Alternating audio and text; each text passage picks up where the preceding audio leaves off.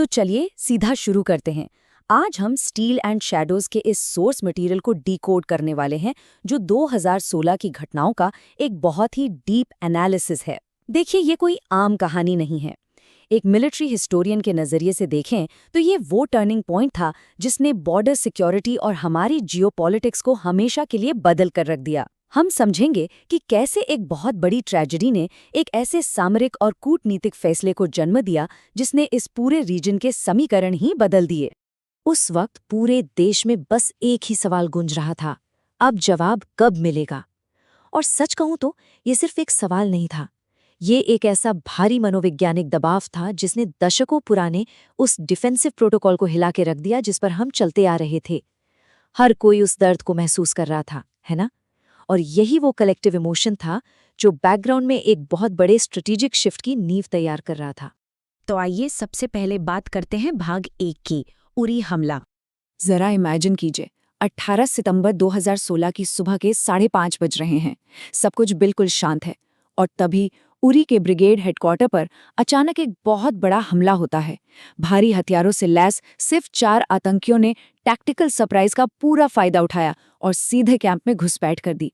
ये पूरी तरह से प्री प्लान था और इसका मकसद था ज्यादा से ज्यादा तबाही मचाना। मतलब एक शांत सुबह अचानक भारी गोलाबारी में बदल गई, जिसने हमारे सिक्योरिटी ग्रिड के सामने एक बहुत ही सीरियस और इमीडिएट चैलेंज खड़ा कर दिया। और इस सरप्राइज अटैक का नतीजा क्या हुआ? 19 भारतीय जवानों की शहादत। ये नंबर 19, ये सिर्फ एक आंकड़ा नहीं है। सोर्स टेक्स्ट बताता है कि ये देश की स्ट्रेटेजिक डिटोरेंस, यानी जो हमारी रणनीतिक प्रतिरोधक क्षमता है, उस पर एक सीधा और गहरा प्रहार था। ये एक ऐसा भारी नुकसान था जिसने हमारी सालों पुरानी संयम की नीति को पूरी तरह से झकझोर दिया।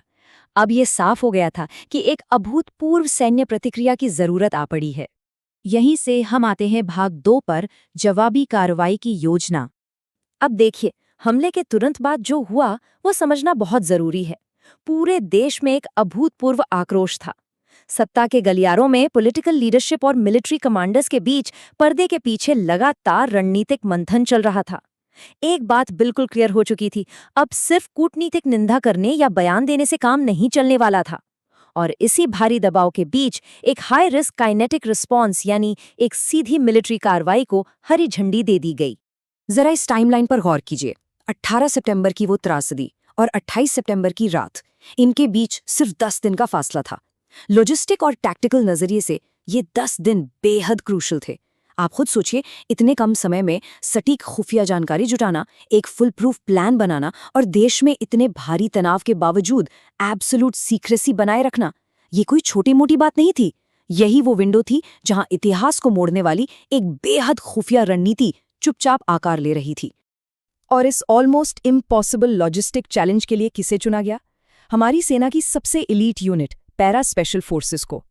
यह कोई रूटीन मिशन नहीं था। टारगेट एकदम सेट था। लाइन ऑफ कंट्रोल के पार जाना है और दुश्मन के उन सटीक लॉन्च पैड्स को बेअसर करना है जहां से इन घुसपैठों की साजिश रची जाती है।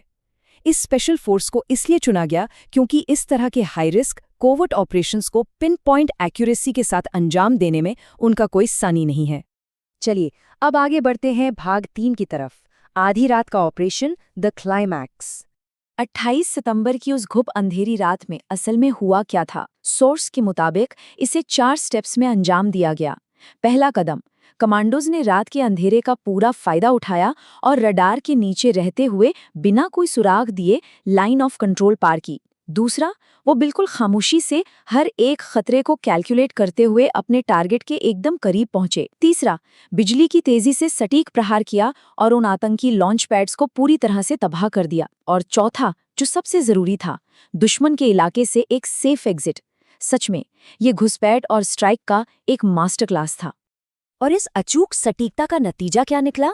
नंबर 7, अनुमान के मुताबिक 7 आतंकी लॉन्च पैड्स को महज कुछ ही घंटों के एक बहुत ही क्रिस्प और घातक ऑपरेशन में मलबे में तब्दील कर दिया गया। ये नंबर हमें बताता है कि बिना किसी एक्स्ट्रा फैलाव के कितनी बेरहमी और सटीकता से दुश्मन के उस इंफ्रास्ट्रक्चर को ध्वस्त किया गया था।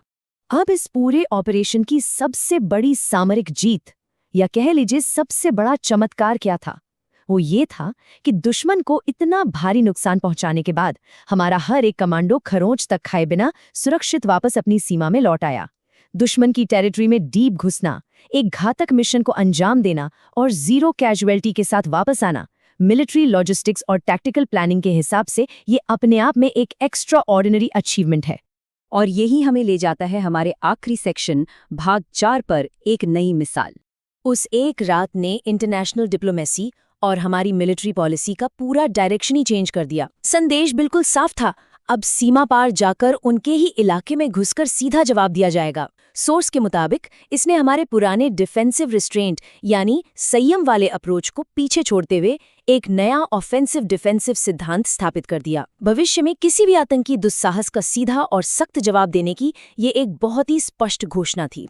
ये पूरा नैरेटिव उन वीरों को एक बहुत ही भावुक श्रद्धांजलि के साथ खत्म होता है जिनका नाम इतिहास के पन्नों में हमेशा के लिए दर्ज हो गया है। लेकिन इस पूरे सोर्स मटेरियल को समझने के बाद ये एक बहुत बड़ा सवाल भी छोड़ जाता है। क्या इस एक सर्जिकल स्ट्राइक ने वाकई भविष्य के सभी संघर्षों के लिए क्षेत्रीय सीमा सुरक्षा की एक नई मनोवैज्ञानिक रेखा खींच दी है? आप इस पर जरूर विचार कीजिएगा। इस एक्सप्लेनर में मेरे साथ इस ऐतिहासिक घटना की गहराई में जाने के लिए बहुत बहुत शुक्रिया।